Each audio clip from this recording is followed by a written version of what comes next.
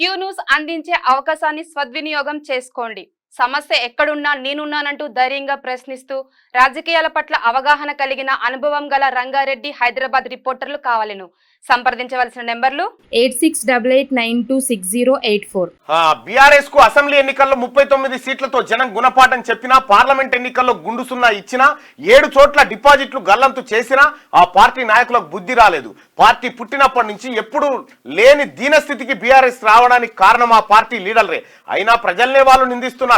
బావా బొమ్మర్దులు హరీష్ రావు, కేటీఆర్ నోరెత్తితే అబద్ధాలే. ఆ అబద్ధాలతో ప్రజల్ని మోసం చేయాలనుకుంటున్నారు. కాంగ్రెస్ కార్యకర్తలు అండగా ఉంటే బీఆర్ఎస్ ను సమూలంగా పెకిలించి బంగాళాఖాతంలో విసిరేసే బాధ్యత నేను తీసుకుంటా అని చెప్పి సీఎం రేవంత్ రెడ్డి గారు అంటుండ్రు. దానికి పెద్ద కష్టపడాల్సిన పనేం లేదు, పెకిలించాల్సిన పని లేదు.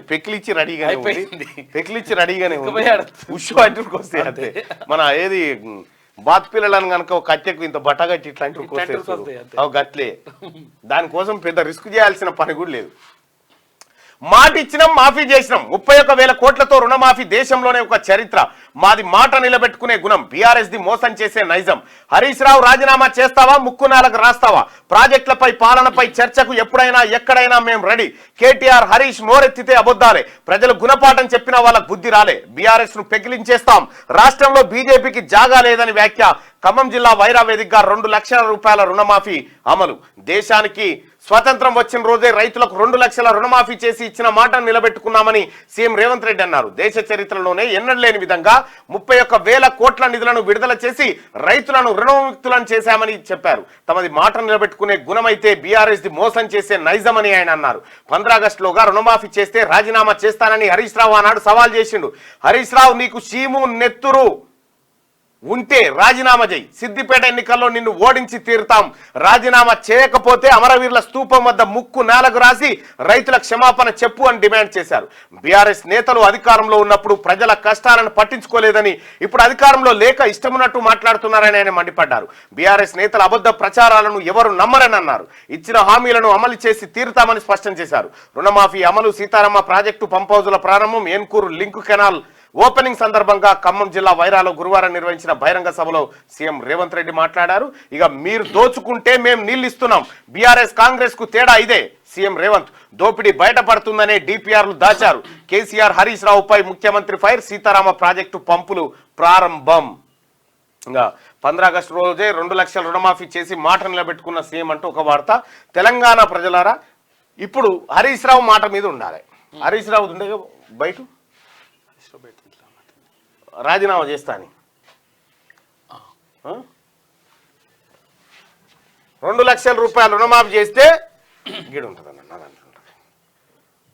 2 లక్షల రూపాయల రుణమాఫీ చేస్తే నేను రాజీనామా చేస్తా అని చెప్పి హరీష్ రావు చెప్పిండు. నా రాజీనామా లేఖ తీసుకుపోయి స్పీకర్ గారికి ఇస్తాను. ఈ మాట మీద ఉండు. ఈ మాట మీద ఉంటే నిజంగా నీకు మీ మామకు తేడా ఉందని అనుకుంటాం. లేకపోతే మీ మామ నువ్వు ఒకటే. ఇక్కడ కేటీ రామారావు పొగరు అణిగిందా లేదా అని మనం అడిగినాం. అడిగితే పొగరు ఇంకా అనగలేదు. కేటీ రామారావు పొగరు అనగలేదని 189% మంది చెప్తా ఉన్నారు. 189 మంది చెప్తున్నటువంటి మాట కేటీ రామారావు పొగరు ఇంకా అనగలేదని చెప్తా ఉన్నారు. ఈ పోల్ ఇట్లా పెట్టి హరీష్ రావు రాజీనామా చేయాలా వద్దా? దయచేసి ఈ ఓటింగ్ లో కూడా పాల్గొనండి. హరీష్ రావు సెలవు. ఈ పోల్లో పాల్గొనండి ప్రజలారా. హరీష్ రావు రాజీనామా చేయాలా వద్దా? ఈ పోలింగ్ లో పాల్గొనండి. రుణమాఫీ చేస్తే రాజీనామా చేస్తాను, రాజీనామా చేయాలా వద్దా? ఈ ఓటింగ్ లో పాల్గొని దయచేసి మీ ఒపీనియన్ తెలియజేయండి. అలాగే లైక్ బటన్ కూడా క్లిక్ చేయండి.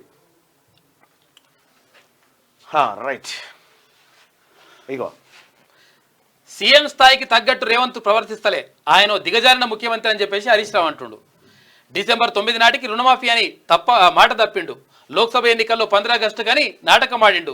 దేవుళ్ళ మీద ఒట్టు పెట్టి మోసం చేసిండు. రుణమాఫీ పచ్చి అబద్ధమని కామెంట్ చేసిండు. ఇన్నరానే సూడిగా ఇన్నరా? ఏమన్నా అర్థం పర్థం ఉందా హరీష్ రావు మాట్లాడే? ఏంతో నవ్వుతారు కదా. ఏమంటా ఉండు, 15 ఆగస్టు లోపల రుణమాఫీ చేస్తే నేను నా రాజీనామాను స్పీకర్కి తీసుకుపోయి ఇస్తా అన్నాడు. ఇప్పుడేమంటాడు, 15 ఆగస్టుగా డిసెంబర్ 9 నాటికే చేయాల్సిందే అని అంటాడు. చూడు మాటలు చూడు. ఇప్పుడు గింత బటవాయి మాటలు, గింత లత్కోర్ మాటలు ఏమన్నా ఉంటాయా? మనిషి మాట మీద ఉండడా? మనిషి అంటాడు మాట మీద ఉండాలి కదా. దాన్ని ఏమంటారు? విన్నారా? నోరంటారా, మోరంటారా? అది నోరా పెండతటనా నిజమా అబద్ధమా ఏమంటారు కేటీ రామారావు గారు? మీ బావ గురించి నువ్వే చెప్పు. చెప్పు. క్యూ న్యూస్ అందించే అవకాశాన్ని సద్వినియోగం చేసుకోండి. సమస్య ఎక్కడున్నా నేనున్నానంటూ ధైర్యంగా ప్రశ్నిస్తూ రాజకీయాల పట్ల అవగాహన కలిగిన అనుభవం గల రంగారెడ్డి హైదరాబాద్ రిపోర్టర్లు కావాలను సంప్రదించవలసిన నెంబర్లు 8688926084.